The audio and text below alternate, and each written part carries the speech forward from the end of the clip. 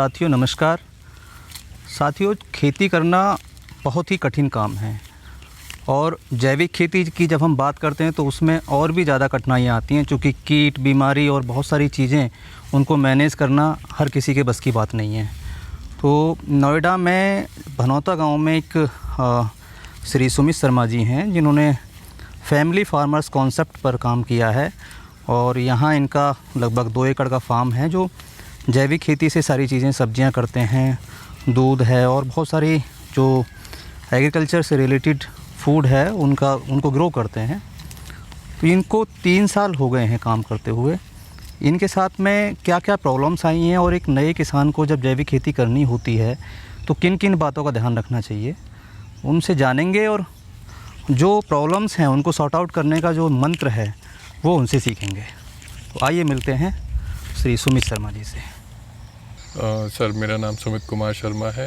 मैं भनौता गांव का रहने वाला हूं और मैंने BTech in civil engineering complete की है और उससे पहले मैं as a site engineer job करता था और पिछले 3 साल से मैं ये जैविक खेती कर रहा हूं और मेरे फार्म का नाम ट्रू ऑर्गेनिक फार्म्स है और हमारा ये फार्म सर्टिफाइड है उत्तर प्रदेश सरकार के द्वारा। और हम इसमें सब्ज़ी, फ्रूट्स और दूध, घी और वर्मी कंपोस्ट या अपना घनजीवामृत ये सब बनाते हैं। और हम लोग इसमें फैमिली का फार्मर्स का जो कॉन्सेप्ट होता है, जैसे लोगों के फैमिली डॉक्टर्स होते हैं, फैमिली शॉपकीपर्स होते हैं, फैमिली केमिस्ट्स होते हैं, वैसे ही एक फैमिली फार्मर का भी एक चलन था हमारे यहाँ पे पहले से, जो हम दोबारा से इसको चालू करने की कोशिश कर रहे हैं। एक्चुअली सर, जैविक खेती और प्राकृतिक खेती पर बहुत सारे वीडियोस हैं यूट्यूब पर, लेकिन आज हम आपसे ये जानेंगे कि पिछले 3 साल से आप जैविक खेती कर रहे हैं जी। आपको किन किन समस्याओं का सामना करना पड़ा, और अगर कोई नॉर्मल व्यक्ति या कोई किसान या कोई बिजनेसमैन इस फील्ड में आना चाहता है तो उसको ऐसे कौन से चैलेंजेस हैं और किस तरीके से शुरुआत करनी चाहिए? सर, चैलेंजेस तो बहुत सारे हैं, बट सबसे पहला चैलेंज हमारे सामने आता है देसी बीज का। क्योंकि एक नए आदमी को नहीं पता होता है कि देसी बीज कहाँ से उसको लेना है, कहाँ उसको मिलेगा, किस क्वालिटी का उसको मिलेगा। कुछ लोग आजकल मार्केट में अगर आप जाएंगे तो बेवकूफ़ भी बनाते हैं ग्राहकों को कि हाइब्रिड दे देंगे देसी बोलकर। तो ये सब स्टार्टिंग में बहुत लोगों के साथ होती है। दूसरी सबसे बड़ी जो परेशानी आती है वो घास की आती है, क्योंकि हम इसमें वीडीसाइड्स वगैरह डाल नहीं सकते, तो हमें निराई गुड़ाई करवानी ही पड़ती है। उसमें लेबर खर्च बहुत ज़्यादा है। मतलब आप एक महीने, अगर आपका मेरा 2 एकड़ का फार्म है, इसकी अगर हम लेबर का खर्चे की बात करें तो 4 लेबर पूरे महीने यहाँ पे घास के रेगुलर चाहिए ही चाहिए। और बाकी उसके बाद आपका चैलेंज ये सबसे बड़े चैलेंजेस हैं बीज के और घास के। उसके बाद तो सारी चीज़ें अपने आप होती चली जाती हैं अगर ये चीज़ें हो जाए क्लियर। तो कीट और बीमारी के विषय में आप क्या कहना चाहेंगे? सब कीट और बीमारी होती ही है जैविक खेती में, और इसका सबसे अच्छा एक तो नीम अस्त्र है, दशपर्णी अस्त्र है और इस तरीके के बहुत सारे, मतलब जो भी इस तरह की चीज़ें हैं जो बॉटनिकल पेस्टिसाइड्स हैं, अगर हम इनका इस्तेमाल करते हैं तो काफ़ी हद तक कवर अप हो जाता है। काफ़ी हद तक क्या सर, बहुत हद तक। मतलब दशपर्णी अर्क जो हमारा है वो इतनी हाई पोटेंसी का होता है कि कोई भी कीड़ा उसके सामने नहीं टिक पाता। और ऐसे ही बहुत सारे हैं, ब्रह्मास्त्र भी होते हैं। तो वो सारी चीज़ें हम लोग को खुद बनानी चाहिए फार्म के ऊपर।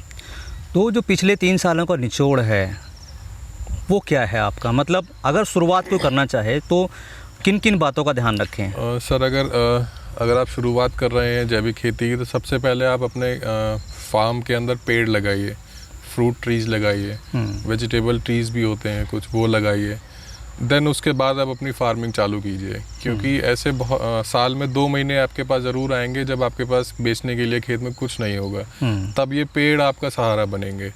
और अगर उसके बाद जैसे आप पेड़ लगाने के बाद आप अपना मतलब पिकनिक स्पॉट भी क्रिएट कर सकते हैं। फैमिलीज़ आना पसंद करती हैं ऐसे एरियाज़ में, तो एक तरीके से आप अपने फार्म को पिकनिक स्पॉट में भी बना सकते हैं और फिर उसके बाद आपका फल तो आपके पास आएंगे ही जब आएंगे। मतलब कहने का ये है कि आपको मल्टीटास्किंग जैसा कुछ काम करना पड़ेगा। मल्टी क्रॉपिंग ज़रूरी है सर। बिल्कुल। मतलब एक तो बायोडाइवर्सिटी का पूरा ध्यान रखें जी, सारी फसलें हों, जी जो चीज़ें हम घर में सुबह से शाम तक खाते हैं जी वो सारी चीज़ें हमारे फार्म पे होनी चाहिए, चाहे वो फ्रूट्स की बात करें, चाहे वेजिटेबल्स की बात करें या Grains की अन्न की ग्रेन्स की बात करें। तो पहला काम तो नए किसान को ये करना चाहिए कि अपने फार्म की प्लानिंग ये करनी चाहिए कि वो सारी पूरी बायोडाइवर्सिटी वहाँ पर हो। ठीक है। दूसरा, बायोडाइवर्सिटी के साथ में जैसे और जो आपने पिकनिक स्पॉट बताया जी वो भी ज़रूर होना चाहिए, जी। और अगर हो सके तो अगर शहर से नज़दीक है तो मेरे ख्याल से जो ऑर्गेनिक सब मतलब ढाबा टाइप का या रेस्टोरेंट टाइप का वो जी। भी हम कर सकते हैं आप आगे। एकदम सही बोल रहे हैं सर। बिल्कुल।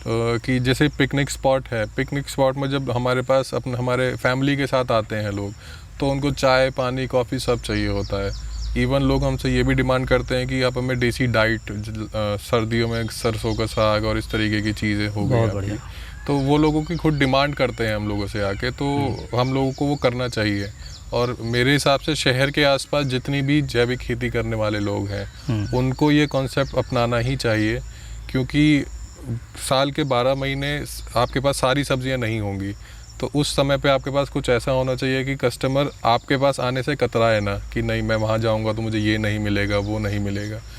और जहाँ तक मैं समझता हूँ कि आज एक और अच्छी बात है कि शहर के बच्चे लोग जो है उनके पास समय नहीं है, और जो बच्चे हैं वो उनको नहीं पता खेती क्या होती है, फसल भिंडी का बीज पौधा कैसा होता है, तोरई का पौधा कैसे होता है, बैंगन का पौधा कैसा होता है। तो यदि उनको हम पिकनिक के रूप में बुलाएं और साथ में उनको हम कुछ काम करने के लिए भी दें, यानी कि वो कहें कि भाई खुद आप सब्जियां तोड़ो, जैसे विदेशों में ऐसा होता है, मैंने देखा है। एकदम सही बोल रहे हैं सर आप। मेरे कुछ ग्राहक ऐसे हैं जो अपने बच्चों को साथ में लेके आते हैं, खुद अपनी सब्ज़ी तोड़ते हैं, खुद साफ़ भी करेंगे और अपना तोलेंगे, बच्चों को दिखाएंगे कि इस तरीके से खेती होती है, उनसे भी तोड़वाते हैं सब्जियां, घुमाएंगे उनको, एक्सपीरियंस करवाते हैं, उसके बाद वो खुद सब्ज़ी लेके जाते हैं जी। उनको ये सब्ज़ी महंगी पड़ती है, बट वो लोग इस चीज़ से ज़्यादा खुश हैं कि हम लोगों को एक अच्छा एक्सपीरियंस मिला यहाँ पे आके, जो हमें बच्चे भी कुछ सीख रहे हैं, बच्चे कुछ सीख रहे हैं, अपने कल्चर से जुड़ रहे हैं और नेचर से जुड़ रहे हैं। एक्सपीरियंस के लिए जनरली लोग फार्म्स में बहुत दूर दूर जाते हैं रहने के लिए। बिल्कुल। तो जो लोग शहर के पास हैं उनके लिए तो एक गोल्डन अपॉर्चुनिटी है कि वो इस चीज़ को क्रिएट करें।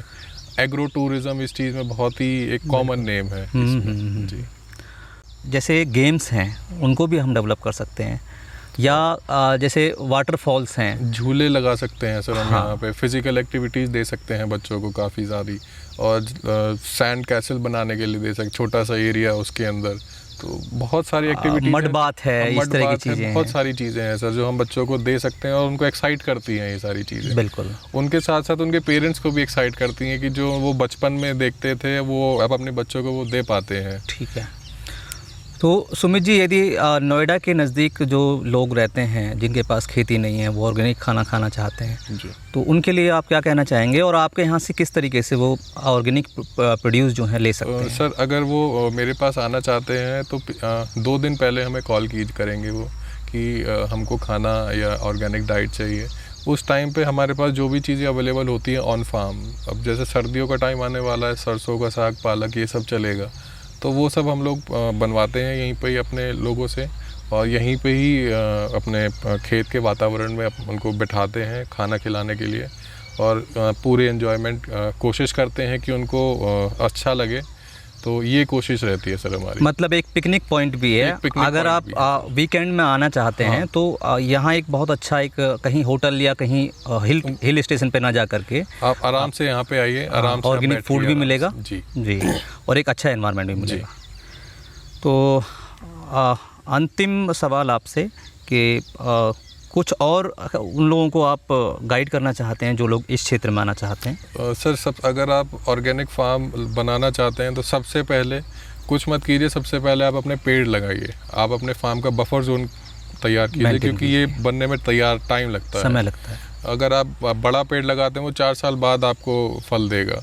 तो इन्हीं सब चीज़ों में जैसे ये कि अगर आप शुरुआत में ही लगा देंगे तो आपके पास एक तो दिखाने के लिए एक बफर जोन आपके पास हो जाएगा, देखने में अच्छा लगेगा, और जब ये ट्रीज़ आपके प्रोडक्शन पे आएंगे तो ये आपको आपकी फसल से ज़्यादा रिटर्न देके जाएंगे। बिल्कुल। और जनरली जो हमारे कस्टमर्स हैं उनको ऑर्गेनिक फ्रूट्स ज़्यादा चाहिए, सब्जी तो आज की डेट में मार्केट में अवेलेबल है। बिल्कुल सही बात है। फ्रूट्स में पेस्टिसाइड्स का भी बहुत ज़्यादा चलन बहुत, होता जी। है, तो उनको कंप्लीट पैकेज चाहिए। जी, जो उनको- सुबह से शाम तक खाते हैं उनको सब कुछ चाहिए और अपने farm फैमिली फार्मर का कॉन्सेप्ट ही यही है सर कि जैसे आपने एक फैमिली को अपने साथ बांध लिया है, उनकी सारी रिक्वायरमेंट आपको पूरी करनी है। आपको अनाज भी देना है उनको, आपको दाल भी देनी है, आपको सब्जी भी देनी है। तो बस वो ये आप सीज़न पे जो भी चीज़ें होती हैं आपको सारी चीज़ें लगानी है। आपको स्टॉक करने के लिए आपके पास एक पर्टिकुलर कमरा हो और स्टॉक करने के बाद स्टोर कीजिए आप उसको, और महीने महीने आप अपने ग्राहकों को वो देते रहिए। इसका मतलब सफल होने का ये मूल मंत्र है कि फैमिली फार्मर कॉन्सेप्ट अपनाया जाए जी और उनकी ज़रूरत को पूरा ध्यान रखा जाए, जी। और जैसे जैसे उनकी ज़रूरत पूरी होती चली जाएंगी और लोग भी आपसे जुड़ते चले जाएंगे, और आपका जो ऑर्गेनिक का जो सपना है या इस क्षेत्र को जो अपनाना चाहते हैं एक बिजनेस या एंटरप्रेन्योर के रूप में, आप इसमें सफल हो सकते हैं। जी। तो बहुत बहुत धन्यवाद सुमित जी, आज आपने जो है हमारे ऑडियंस को बहुत अच्छी जानकारी दी। नमस्कार। नमस्कार।